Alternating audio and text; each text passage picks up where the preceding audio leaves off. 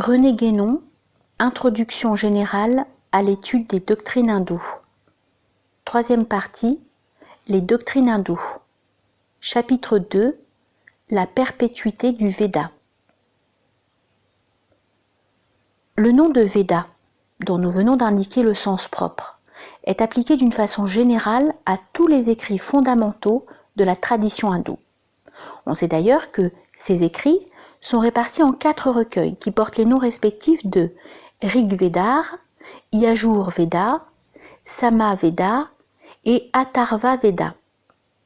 La question de la date à laquelle ces recueils ont été composés est une de celles qui préoccupent le plus les orientalistes, et ceux-ci ne sont jamais parvenus à s'entendre sur sa solution, même en se bornant à une estimation très approximative de leur antiquité.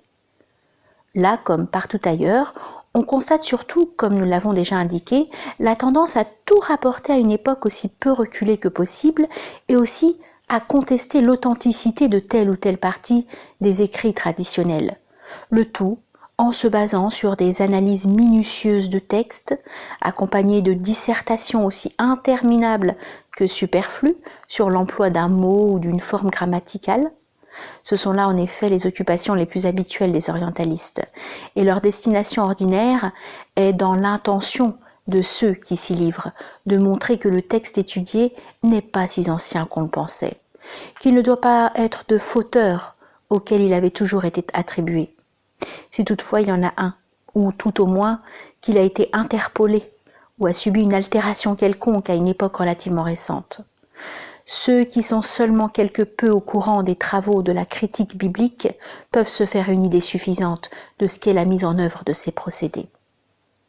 Il n'y a pas lieu de s'étonner que des recherches entreprises dans un pareil esprit n'aboutissent qu'à entasser des volumes de discussions oiseuses, ni que les pitoyables résultats de cette critique dissolvante, lorsqu'ils viennent à être connus des orientaux, contribuent grandement à leur inspirer le mépris de l'Occident.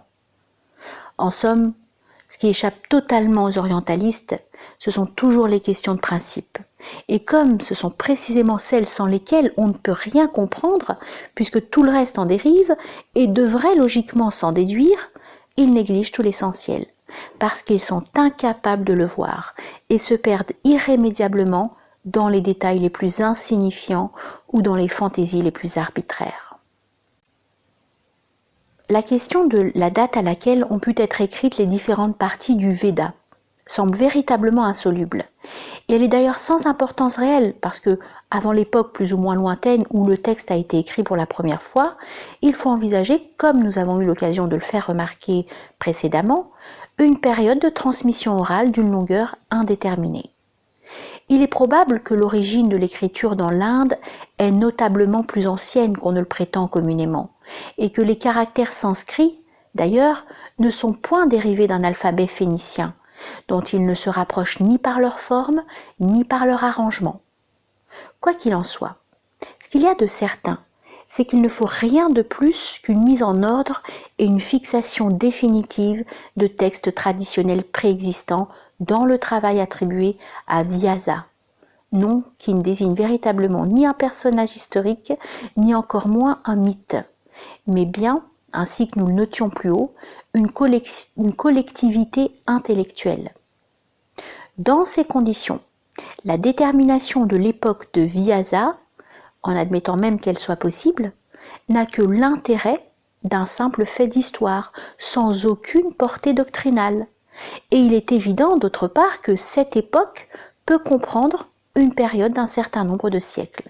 Elle pourrait même n'être jamais achevée, de sorte que la question de son point de départ serait seule à se poser réellement, ce qui ne veut pas dire qu'il soit possible de la résoudre, surtout par les procédés spéciaux de l'érudition occidentale. La transmission orale antécédente est souvent indiquée dans un texte, mais sans aucune donnée chronologique, par ce qu'on appelle le vansha ou filiation traditionnelle. C'est ce qui a lieu notamment pour la plupart des Upanishads. Seulement, à l'origine, il faut toujours recourir à une inspiration directe, d'ailleurs indiquée également dans le vansha, car il ne s'agit point là d'une œuvre individuelle. Peu importe que la tradition ait été exprimée ou formulée par tel ou tel individu, Celui-ci n'en est point l'auteur pour cela, dès lors que cette tradition est essentiellement d'ordre supra-individuel. C'est pourquoi l'origine du Veda est dite aparuisheya, c'est-à-dire non humaine. Les circonstances historiques, non plus que d'autres contingences, n'exercent aucune influence sur le fond de la doctrine, qui a un caractère immuable et purement intemporel. Et il est d'ailleurs évident que l'inspiration dont nous venons de parler peut se produire à n'importe quelle époque. La seule difficulté ici est peut-être de faire accepter par les Occidentaux une théorie de l'inspiration, et surtout de leur faire comprendre que cette théorie ne doit être ni mystique ni psychologique, qu'elle doit être purement métaphysique. Cela supposerait du reste des développements qui ne rentrent point dans notre dessein présent. Ces quelques indications doivent suffire à faire au moins entrevoir ce que les hindous veulent dire quand ils parlent de la perpétuité du Veda, qui est aussi en corrélation d'autre part avec la théorie cosmologique de la primordialité du son parmi les qualités sensibles que nous ne pouvons songer exposer ici. Ce dernier point peut fournir une explication du fait que, même postérieurement à l'usage de l'écriture, l'enseignement oral de la doctrine a toujours conservé dans l'Inde un rôle prépondérant. Le Veda, étant la connaissance traditionnelle par excellence, est le principe et le fondement commun de toutes les branches plus ou moins secondaires et dérivées de la doctrine. Et pour celle-ci encore, la question du développement chronologique a fort peu d'importance. Il faut envisager la tradition dans son intégralité, et il n'y a pas à se demander ce qui, dans cette tradition, est primitif ou ne l'est pas, puisqu'il s'agit d'un ensemble parfaitement cohérent, ce qui ne veut point dire systématique, que tous les points de vue qu'il comporte peuvent être envisagés simultanément, aussi bien que successivement, et que par suite, il est peu intéressant de connaître l'ordre historique dans lequel ils ont été développés en fait. C'est même d'autant moins intéressant qu'il ne s'agirait jamais là en réalité que du développement de ces points de vue tel qu'il a été formulé par écrit dans les ouvrages que nous pouvons connaître, car quand on sait voir au-delà des textes et qu'on pénètre davantage au fond des choses, on est forcé de reconnaître qu'ils ont toujours été conçus simultanément dans leur principe même. C'est pourquoi un texte traditionnel peut être susceptible d'une pluralité d'interprétations ou d'applications, en correspondance avec ces différents points de vue. On ne peut pas assigner à telle ou telle partie de la doctrine un auteur déterminé, pas plus qu'on ne peut le faire pour les textes védiques eux-mêmes, dans lesquels la doctrine tout entière est renfermée synthétiquement, pour autant du moins qu'elle est exprimable. Et si tel auteur ou commentateur connu a exposé tel point plus ou moins particulier, cela ne veut évidemment pas dire qu'aucun autre ne l'avait fait avant lui, et encore moins que personne n'y avait songé jusque-là, même si nul ne l'avait encore formulé dans un texte défini. L'exposition peut sans doute se modifier dans sa forme extérieure pour s'adapter aux circonstances, mais nous n'y insisterons jamais trop. Le fond reste toujours rigoureusement le même.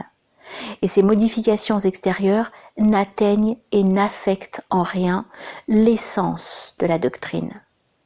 Ces considérations, en portant la question sur le terrain des principes, font comprendre les principales raisons de l'embarras des chronologistes, en même temps que l'inanité de leurs recherches.